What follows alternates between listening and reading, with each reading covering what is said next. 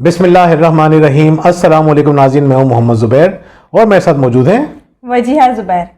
नाज़रीन, आज हम बात करेंगे एक बड़े अलग से टॉपिक पे।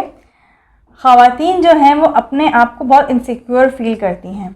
उन्हें लगता है कि वो कितनी खिदमत क्यों ना कर लें, कितना ही अपना आप जो है वो ख़त्म ना कर दें, लेकिन शौहर जो है वो उनको सेकंडों में रिप्लेस कर देगा। यानी उनकी जगह किसी दूसरी औरत को ले आएगा या उनकी जगह किसी दूसरी औरत को दे देगा। ये जो है ना इनसिक्योर फील करना, वो अक्सर ख़वातीन को इतना परेशान कर देता है कि वो बिना किसी वजह के, यानी कि शौहर ऐसा नहीं भी कर रहा होता है, तब भी वो अपने हाथों अपना घर ख़राब कर देती हैं। अच्छा, ये इनसिक्योरिटी ख़वातीन में तो होती है। ये ख़वातीन के अलावा मर्दों में भी पाई जाती है। जब जॉब कर रहे होते हैं तो उनको ये डर लगता है कि भाई हमें किसी भी को जॉब से निकाल दिया जाएगा। अच्छा, 10-10 साल तक लोग जॉब कर रहे हैं और एक सेकंड में उनको हटा दिया जाता है। एक जो है इनएक्सपीरियंस पर्सन आता है, उनके काम करना शुरू कर देता है और वो उसकी जगह ले लेता है। अब मर्द परेशान है या ख़वातीन जॉब करती हैं, उनके लिए ये मसला आ जाता है। उनको लगता है कि कोई भी हमें आसानी से रिप्लेस कर देगा। तो हम जो क्वालिटीज़ डिस्कस कर रहे हैं, ये वो क्वालिटीज़ हैं, अगर आपने अपने अंदर पैदा कर ली तो कोई आपको रिप्लेस नहीं कर सकेगा। आप अपनी कंडीशंस पे ज़िंदगी गुजारेंगे। यानी आपको लोगों की मिन्नत से मदद नहीं करनी पड़ेगी। आपको ये खौफ नहीं होगा कि कोई हमें छोड़ ना दे। और अगर आपने अपने बच्चों की तरबियत के वक्त इन बातों को ध्यान में रखा कि मुझे अपनी औलाद को ऐसा बनाना है, आप यकीन करें वो इतने कॉम्पिटेंट बच्चे होंगे, चाहे वो लड़के हों या लड़कियां हों, जहां होंगे अपना अलहदा मुनफरिद मकाम रखेंगे। तो बात करते हैं पहले पॉइंट की। जी वजिया, पहला पॉइंट बताएंगे आप क्या है? जी बिल्कुल। फर्स्ट पॉइंट बताने से पहले मैं थोड़ा टॉपिक जो है वो वजाहत कर दूँ। टॉपिक है क्या? टॉपिक हमारा ये कि वो कौन सी ख़वातीन होती हैं जिनको छोड़ना मर्दों के लिए मुश्किल होता है। तो हम यही पॉइंट्स बताएंगे, वो ख़वातीन कौन सी हैं या वो कौन से काम कर सकती हैं जिसके बाद आपके शौहरों का आपको छोड़ना मुश्किल तरीन अमल हो जाएगा। तो पहली बात कि सुस्त और काहिल नहीं होती, घर को बहुत मुनज़्ज़म रखती हैं। तो ये बुनियादी सिफात में से एक है। हम किसी भी जगह पे देख लें, किसी भी मुआशरे में, किसी भी घर में, किसी भी जगह पे सुस्त और काहिल शख्स को कोई पसंद नहीं करता। इवन हुजूर अकरम सल्लल्लाहु अलैहि वसल्लम की एक बहुत खूबसूरत दुआ है जिसमें आपने ये अल्लाह ताला से दुआ की है कि मैं पनाह मांगता हूँ सुस्ती और काहिली से। खौफ से, सुस्ती, काहिली से, 3-4 चीज़ें हैं उसमें सुस्ती और काहिली भी है। सुस्ती और काहिली को कोई पसंद नहीं करता। अच्छा, सुस्ती और काहिली अगर आपके अंदर होगी तो आप अपना घर भी ऑर्गेनाइज नहीं कर सकते। आप अगर कहीं पे काम कर रहे हैं, जॉब कर रहे हैं, तो वहां भी आप एक्टिवली पार्टिसिपेट नहीं कर सकते। एक्टिव बंदे की सोसाइटी को बहुत ज़रूरत है। एक्टिव बंदे को हर कोई चाहता है कि वो हमारे पास रहे। तो एक्टिव रहें, चाको चौबंद रहें, फिजिकली फिट रहें। इसलिए नहीं कि आपको लोगों की खिदमत करनी है, इसलिए क्योंकि आपको फिट रहना है। फिट रहना ही आपके लिए, आपकी खुशी के लिए, आपकी ज़िंदगी के लिए ज़रूरी है। अच्छा, बहुत सी ख़वातीन जो हैं वो चाहती हैं कि वो चाको चौबंद रहें, एक्टिव रहें, लेकिन वो नहीं रह पा रही होती हैं। वो कहती हैं कि सुस्ती इतनी रहती है, हमें सुबह नींद अपने तौर पर हम पूरी करके भी उठ रहे होते हैं, लेकिन उसके बावजूद सुस्ती जो है वो नहीं जा रही होती है। तो देखिए, उसकी वजूहात जानने की कोशिश करें कि ऐसा हो क्यों रहा है, आप इतनी सुस्त क्यों हो रही हैं। क्या पता आपका बीपी लो हो, क्या मालूम आपको कॉन्स्टिपेशन का प्रॉब्लम हो, आप पानी कम पीती हों, या बाज़ ख़वातीन जो नींद पूरी ना लेती हों, प्रॉपर नींद ना उनकी होती हो, जिसकी वजह से प्रॉब्लम आ रही हो। तो पहले आपको इन चीज़ों को हल करने की ज़रूरत है जो उसकी वजह बनी हुई है, उसके बाद ही आप एक्टिव हो सकती हैं। तो पहला पॉइंट बहुत इंपॉर्टेंट है, फिजिकली एक्टिव होना और अपने घर को ऑर्गेनाइज करना। जो ख़वातीन ये काम करती हैं ना, यकीन करें लोग उनकी मिसालें दे रहे होते हैं। हर जगह पर उनकी मिसालें, मर्द भी मिसालें दे रहे होते हैं कि यार देखो उनको, देखो वो भी तो घर चला रही है ना।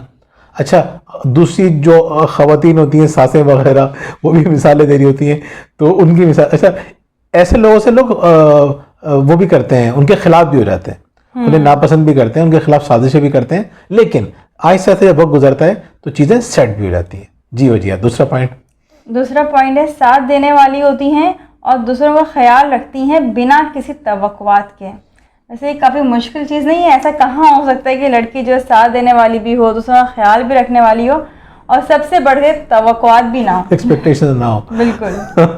कहाँ पाई जाती हैं ऐसी ख़वातीन? हम तो आप ये कहेंगे कि हम तो ढूंढ ढूंढ के थक गए। देखिए, यहाँ पे आपको थोड़ा सा एक तसल्ली होनी चाहिए। बाज़ औक़ात हम अपने आप को इतना ज़्यादा ओवर बर्डन कर देते हैं जो नुकसानदेह। मैं जब यूनिवर्सिटी में पढ़ रहा था तो हमारे एक टीचर थे इकोनॉमिक्स के, वो हमें मिसाल दिया करते थे एक आइडियल सोसाइटी की, कि एक आइडियल सोसाइटी के अंदर, एक आइडियल मुल्क के अंदर मुआशी निज़ाम कैसा होगा। तो मैं कहता था सर हमें रियल वर्ल्ड की मिसालें देना, पाकिस्तान में रह रहे हैं, इतनी लिमिटेशंस हैं, इतनी खराबियाँ हैं, आप आइडियल मिसालें क्यों देते हैं। तो वो हमें बड़ी अच्छी बात कहते थे। आप कहते थे हम सबके लिए कौन सी शख्सियत है जो सबके लिए एक नमूना है। हम कहते थे नबी करीम सल्लल्लाहु अलैहि वसल्लम की ज़ात। तो कहते थे हमें किसकी तरह बनना चाहिए, आपकी तरह बनना चाहिए, आप सल्लल्लाहु अलैहि वसल्लम की तरह। तो कहने लगे कि कोई बन सकता है उनकी तरह। हमने कहा नहीं बन सकता। तो कहते हैं नमूना ऐसा ही होता है, हमारे सामने आइडियल ऐसा ही होता है, बहुत बड़ा आइडियल होता है, हम उसकी तरह बनने की कोशिश करते हैं। अब मैं आपको हकीकत बता रहा हूँ, आप सपोर्ट करेंगी अपने शरीक हयात की और बाकी लोगों की। जब आप सपोर्ट करेंगी और एक्सपेक्टेशन नहीं रखेंगी तो ऐसा नहीं हो सकता कि आप 100% एक ऐसे इंसान बन जाएं जो लोगों की मदद कर रहा हो, लोगों से एक्सपेक्टेशन ना रख रहा हो, बहुत अच्छा इंसान हो। 100% नहीं होता। लेकिन अगर आपने 10% से शुरुआत कर दी ना, आहिस्ता आहिस्ता आपने अपने बारे में सोचना कम कर दिया, दूसरों के बारे में सोचना शुरू कर दिया, आहिस्ता आहिस्ता आप 10 से 15% पे भी आएंगे, 20% पे भी आएंगे। और 20% भी एक बहुत बड़ा नंबर है। अगर आप 20% पे आ गए और आपने उस पर अल्लाह का शुक्र अदा किया तो अल्लाह ताला आपकी इस खूबी को और बढ़ा देगा। तो आपको देखें, मर्दों के लिए बहुत ज़रूरी चीज़ होती है कि उनको कोई सपोर्ट कर रहा हो। मर्द बहुत अप्रिशिएट करते हैं। सपोर्ट 2 तरह से होती है। और जी आप बताएंगे सपोर्ट किस किस तरह से हो सकती है।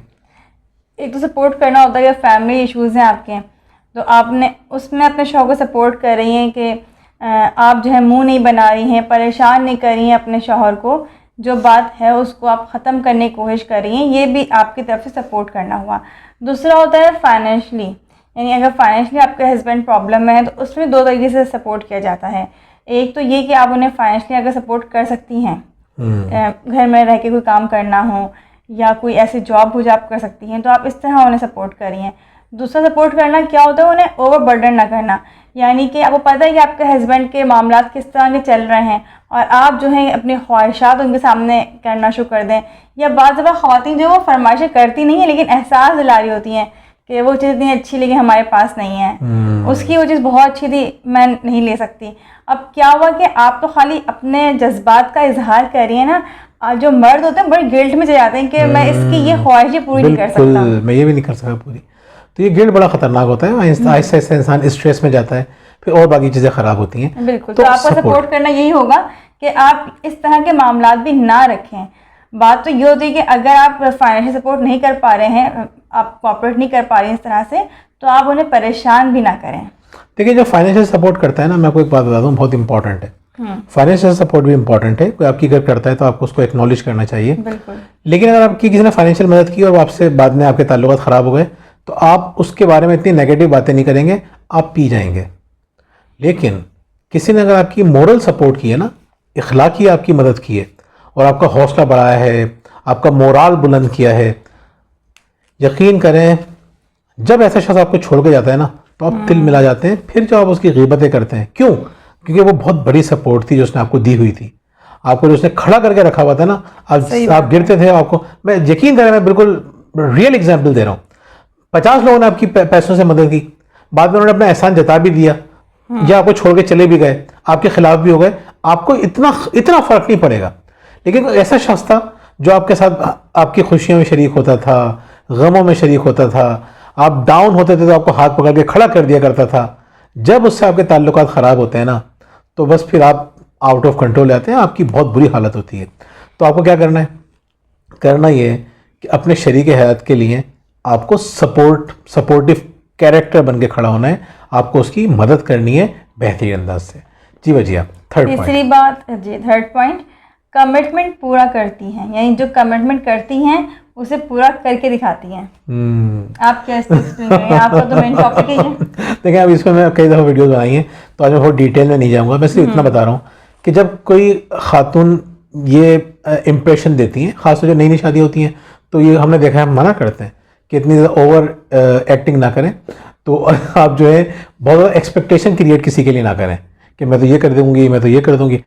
तो यहाँ पर हम ये बात कहेंगे कि जब आपने कमिटमेंट कर ली, आपने किसी को एहसास दिलाया कि मैं तुम्हारी ये मदद करूंगी, मेरी वजह से तुम्हें ये फ़ायदा होगा, मैं तुम्हारी इस तरह सपोर्ट करूंगी, अब सामने वाला थोड़ा सा सुकून में आया था कि चलो यार ये तो बहुत अच्छी बात हो गई कि मुझे एक बंदा सपोर्ट कर रहा है, मेरे मसले हल कर रहा है। लेकिन जब आप वो काम नहीं करते ना, तो आहिस्ता आहिस्ता जो ट्रस्ट डेफिसिट होता है, आपका जो भरोसा ख़त्म होना शुरू होता है, वो बहुत तकलीफ पहुंचाता है और वो आपके रिश्ते के लिए बहुत नुकसानदेह होता है।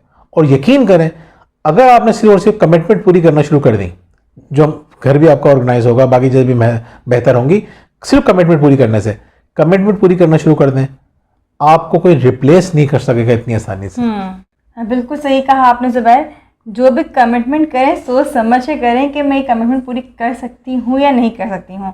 एक दफ़ा कमिटमेंट कर लें तो कोशिश करें कि उसको पूरा करें, किसी की भी ना सुने। फोर्थ पॉइंट है हमारा, वैल्यू एडिशन करती हैं। क्या इससे क्या आप मुराद निकालेंगे वैल्यू एडिशन करना? देखिए, वैल्यू एडिशन करना ये असल काम है। किसी भी इंसान को जब जो चीज़ रिप्लेस नहीं कर सकती ना, वो उसकी वैल्यू एडिशन है। आप किसी इदारे में, वहाँ कोई भी काम हो रहा है, आपकी वजह से वो काम बेहतर हो जाता है, तो यकीन करें आपको कोई रिप्लेस नहीं कर सकेगा। एक सिस्टम है, सब लोग काम कर रहे हैं, आप भी आ गए उस सिस्टम के अंदर, आपने सिस्टम को फॉलो करना शुरू कर दिया, अच्छी तरह से काम करना शुरू कर दिया, लोग आपको रिस्पेक्ट भी देंगे क्योंकि आप सिस्टम को फॉलो कर रहे हैं, काम ख़राब भी नहीं होंगे। लेकिन आप उस सिस्टम से बाहर निकलेंगे तो उसके बाद होगा ये कि कोई दूसरा बंदा उस सिस्टम में आ जाएगा, सिस्टम बना हुआ है, लेकिन आप सिस्टम में आए और आपने सिस्टम को थोड़ा सा और एफिशिएंट कर दिया, आपने चीज़ों को और बेहतर करना शुरू कर दिया, आपने वहाँ पे मसाइल थे, कॉन्फ्लिक्ट चलते थे, आपने आइडेंटिफाई किया कि आप किस चीज़ को जो कि कारकर्दगी को ख़राब कर रही है, मैं उसको बेहतर कर सकती हूँ। आप किसी फैमिली के अंदर हैं और फैमिली के अंदर आप आके देखते हैं कि वहाँ पे कौन सी ऐसी चीज़ है जो कि उनके लिए नुकसानदेह, सुकून से सोचें कि मैं इस चीज़ को किस तरह से बेहतर कर सकती हूँ। आप जहाँ भी हों ये सोचें कि मेरी वजह से चीज़ें किस तरह बेहतर हो सकती हैं। जिस फैमिली में भी आप हैं, आप सोचें यही रहना है मुझे, और कहते हैं do what you can with what you have where you are. जो कर सकते हैं वो करें, लेकिन आप हर तो कुछ तो नहीं कर सकते। Do what you can with what you have. जो रिसोर्सेज आपके पास है ना, आप जहाँ रहते हैं उन्हीं रिसोर्सेज से आपको काम करना है। अब आपको कोई आइडियल एनवायरनमेंट तो मिलेगा नहीं, और आइडियल एनवायरनमेंट होता भी कोई नहीं है, तो जिस जगह पे आप हैं, जो रिसोर्सेज आपके पास हैं, उन्हीं को इस्तेमाल करना है, वेयर यू आर, जहाँ भी आप हैं। जी बिल्कुल। और बहुत सी ख़वातीन जो हैं वो कर भी रही होती हैं कि अपने घर को मज़ीद अच्छा करने की कोशिश करती हैं, फैमिली बॉन्डिंग अच्छी करने की कोशिश कर रही होती हैं, लेकिन होता क्या है कि उन्हें बाज़ दफ़ा नेगेटिव जो है वो रिस्पांस मिल रहा होता है।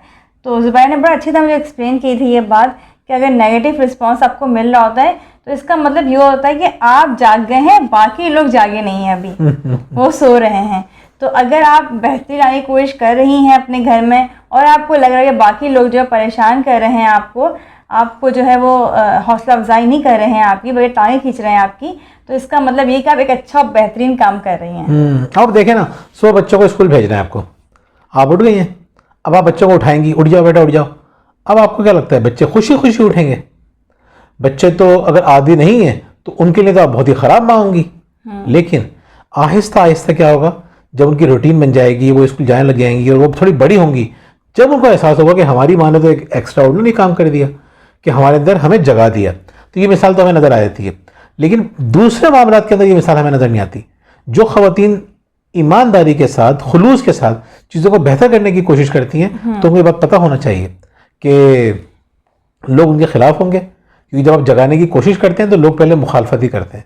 आप सुकून से, मुस्बत तरीके से, अच्छाई के साथ आप अपना किरदार अदा करते रहें।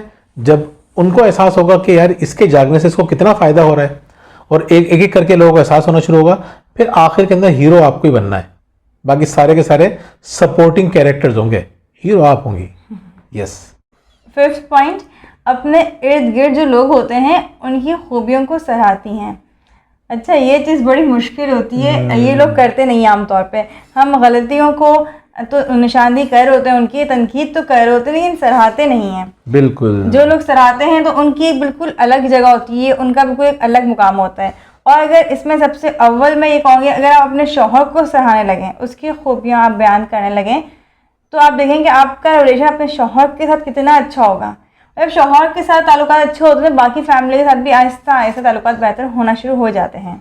बिल्कुल। देखें, दूसरों को सराहें, दूसरों की तारीफ भी करें, लेकिन ये शौहर को ये शो ना करें कि वो लोग आपसे ज़्यादा अच्छे हैं, तो बड़े मसले मसाइल खड़े हो जाएंगे। इसलिए मैंने कहा कि सबसे पहले आपके शौहर हैं, मेरे शौहर हैं, इस सिचुएशन के अंदर वो सच्ची तारीफ करनी है, झूठी तारीफ नहीं करनी है। आपको बार बार ये बात इसलिए बताते हैं क्योंकि हर इंसान में इतनी खूबियाँ हैं, अगर आप गौर से देखें तो आपको सच्ची तारीफ करने के मौके मिल जाएंगे, झूठी तारीफ करने की ज़रूरत ही नहीं पड़ेगी।